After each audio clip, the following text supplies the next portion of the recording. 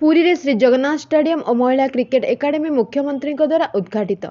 अत्याधुनिक क्रीड़ा भित्तिभूमि युव क्रीड़ाविद को श्रेष्ठ प्रदर्शन पर प्रोत्साहित करिबो बोली मुख्यमंत्री नवीन पट्टनायक कहिसेंती। आज अपराह्न पुरी पेंठकटा स्थित श्री जगन्नाथ क्रिकेट स्टेडियम और महिला क्रिकेट एकाडेमी शुभ उद्घाटन आभासी माध्यम मुख्यमंत्री द्वारा अनुष्ठित होइतला। राज्य सरकार क्रीड़ा और क्रीड़ाविद विकास पर प्रतिश्रुतिबद्ध। आम क्रीड़ा भित्तिभूमि को विश्वस्तरीय करा जाउछि। क्रीड़ाविद स्वप्न पूरण पर एक विश्वास वातावरण सृष्टि करा जाइछि। क्रीड़ाविद निजर स्वप्न पूरण सह राज्य और देश पर संबल हो पारिबे बोली मुख्यमंत्री कहथिले। प्रारंभ में क्रीड़ा और युव व्यापार मंत्री तुषारकांति बेहेरा राज्य सरकार क्रीडार भित्तिभूमि को सुदृढ़ीकरण पर पूर्वर 660 कोटी टंका खर्च करने सह ऐतिहासिक बारवाटी स्टाडियम को विश्वस्तरीय करिवार व्यवस्था करिसेंती बोली सूचना देथिले।